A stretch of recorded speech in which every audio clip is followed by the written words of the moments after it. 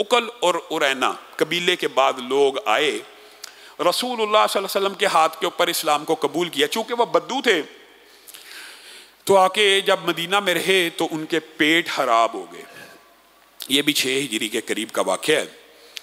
तो रसूलुल्लाह सल्लल्लाहु अलैहि वसल्लम से कहने लगे, हम तो अल्लाह के रसूल बद्दू हैं और हमें तो दूध पीने की आदत है, हम ये जो रोटी खुराक खा रहे हैं ऊँट का दूध पीते हैं, तो हमारे तो पेट खराब हो गए हैं। तो रसूलुल्लाह सल्लल्लाहु अलैहि वसल्लम ने उनको कहा, जाइए, हमारे चंद ऊँट बाहर शहर से बाहर चरते हैं, फलां फलां जगह के ऊपर चरते हैं, आप जाइए, आपके जो पेटों की बीमारियां हैं उनके दूध को पीजिए और उनके पेशाब को पीजिए, दूर हो जाएंगी।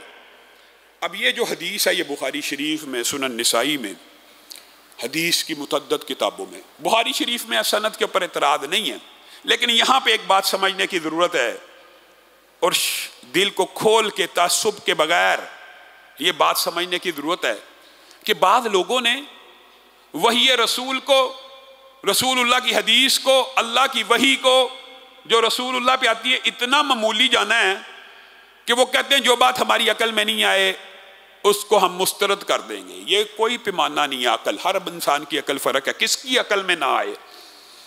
इस हदीस का बुखारी शरीफ में मौजूद हो जाने के बाद भी बहुत से लोगों ने इनकार किया और उसके इनकार की जो तौजीहात पेश की हैं, किसी को तान तशनी करना मकसूद नहीं है, लेकिन वो भी अजीब व गरीब है। एक ने एतराज़ किया, ये जी हदीस कुरान के खिलाफ है, हालांकि पूरे कुरान पाक में कहीं पूरे कुरान पाक में कहीं पे भी माकूलुल लहम जानवर के पेशाब की हुर्मत का जिक्र मौजूद नहीं। कुरान के कैसे खिलाफ है?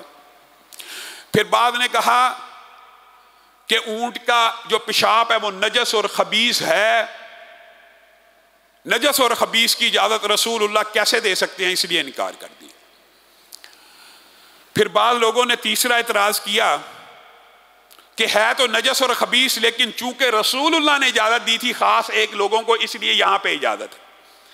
इन सब बातों का जो जवाब है, मुख्तसर बात यह है कि वही जो होती है वो, अकल जो होती है वो वही के ताबे होती है, अकल वही से बालातर नहीं है। वही है पहली बात कि माकूलुल लहम जानवरों का, माकूलुल लहम यानी जिनका गोश्त खाने की मुसलमानों को इस्लाम में इजाजत है, उनके किसी जुज की हुर्मत, किसी शय की हुर्मत कुरान पाक और हदीस से साबित नहीं है, स्वाए दमम मसफूक के, बहते हुए खून के। हलाल जानवर का भी बहता हुआ खून हराम है। बस तो माकूलुल लहम जानवर के वाले से जो आपके जहन में बातें बनी हुई हैं कि इनके गुर्दे, इनकी कलेजी, इनकी ओजरी, इनके कपूरे वगैरह हराम होते हैं, ये बातें भी बातिल हैं, नहीं हराम होते। माकूलुल लहम जानवर पूरे का पूरा हलाल होता है, पहली बात।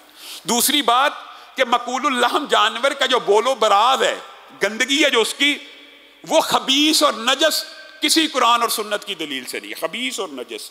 क्योंकि रसूलुल्लाह सल्लल्लाहु अलैहि वसल्लम ने बकरियों के बाड़े में और भैंसों के बाड़े में और गाय के बाड़े में तो नमाज पढ़ने की भी इजाज़त दी, तो वहाँ पे क्या पेशाब की छींटें नहीं होती? वहाँ पे पेशाब नहीं पड़ा होता। गोया मकूलुल लहम जानवर के पेशाब की छींट नजस और खबीस नहीं है, लेकिन नजस और खबीस ना होने का मतलब यह है कि उसको पीते रहा करें, ये बात भी नहीं है, ये बात भी नहीं है। लेकिन दूसरी बात यह है कि सबसे बड़ी दलील के रसूलुल्लाह सल्लल्लाहु अलैहि वसल्लम ने कभी इलाज के लिए भी खबीस चीज़ की इजाज़त नहीं दी, खबीस की नहीं इजाज़त दी। रसूलुल्लाह की मुतअद्दिद हदीसें इस बात के ऊपर शाहिद हैं। एक साहबी सिर्फ ज़हम के ऊपर शराब को लगा रहे थे, तो रसूलुल्लाह सल्लल्लाहु अलैहि वसल्लम ने पूछा ये क्या कर रहे हो? कहा ये तो दुआ के लिए। तो रसूलुल्लाह के खबीस में शिफा नहीं है। रसूलुल्लाह ने खबीस चीज़ों से इलाज से भी मना फरमाया, इल्ला ये कि वो जो इज़्तिरार का कुलिया है वो है, लेकिन वो इज़्तिरार का कुलिया हर बीमारी के ऊपर नहीं होता। वो इज़्तिरार ये होता है कि जानलेवा ऐसी बीमारी हो या ऐसी भूख प्यास हो कि शराब के बगैर बंदा जिंदा ही ना रह सके, फिर बात अलग है।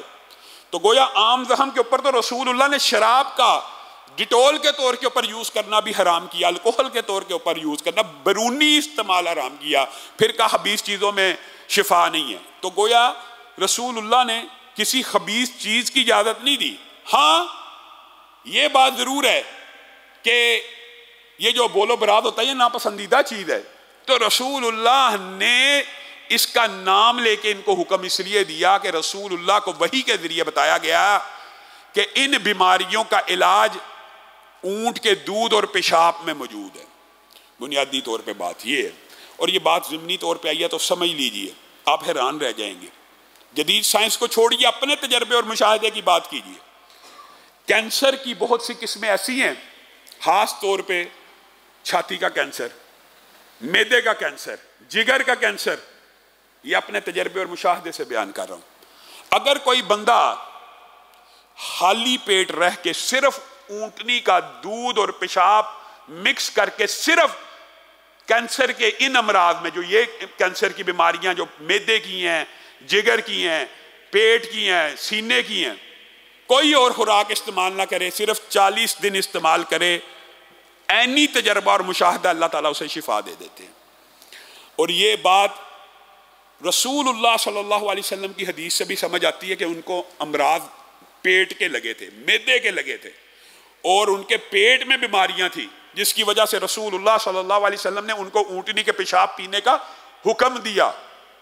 तो गोया बीमारी के अंदर माकूलुल लहम जानवर का कोई अगर तबीब और डॉक्टर पेशाब की आपको रिकमेंड करे, जायज़ है, इसमें कोई हरज की बात नहीं है। खामहा हदीस रसूल के ऊपर लंबे चौड़े एतराज़ करना। और अब मैं तो आपको कह रहा हूँ, मेडिकल साइंस को छोड़ के मैंने आपके सामने अपने दौरे हाज़िर के, हत्ता कि हमारे यहाँ मस्जिद के नमाजी जिनको डॉक्टरों ने कह दिया कि आप 2 या 3 महीने जिंदा नहीं रहेंगे, उन्होंने ये इलाज शुरू किया, 3 साल तक जिंदा रहे, 3 साल। और मैं ये समझता हूँ अगर सूरत फातिहा के साथ ये इलाज किया जाए और फिर कोई खुराक ना ली जाए, ये इसके अंदर बात अतिब्बा ने शर्त रखी है कि खुराक सिर्फ फिर वो दूध और वो रहे 30-40 दिन, तो अल्लाह के फजल करम से शिफा मिल जाती है।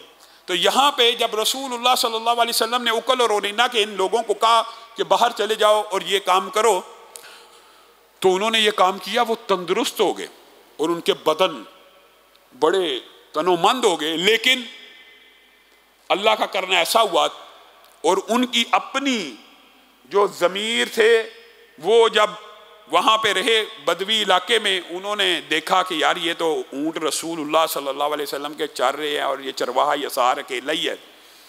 उनके दिल में लालच पैदा हुआ, उन्होंने कहा ये सारे ऊँट भी हाँक के ले जाते हैं, उसको कत्ल किया, गोया कत्ल कर दिया तो इस्लाम तो ज़ाया हो गया।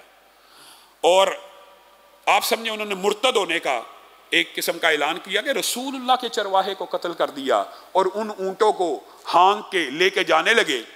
तो रसूलुल्लाह को ये खबर पहुंची, रसूलुल्लाह सल्लल्लाहु अलैहि वसल्लम बड़ा दुखी हुए और बड़ा गमगीन हुए, और इब्न जाबर को ये फहरी इनको कहते हैं, इनको भेजा कि जाओ उनको पकड़ के लाओ और उनका कला कुमा कर दो। और रसूलुल्लाह सल्लल्लाहु अलैहि वसल्लम ने कहा उनको गिरफ्तार करके उनके साथ ये मामला करना है। और जो ये मामला आप सुन के हैरान रह जाएंगे।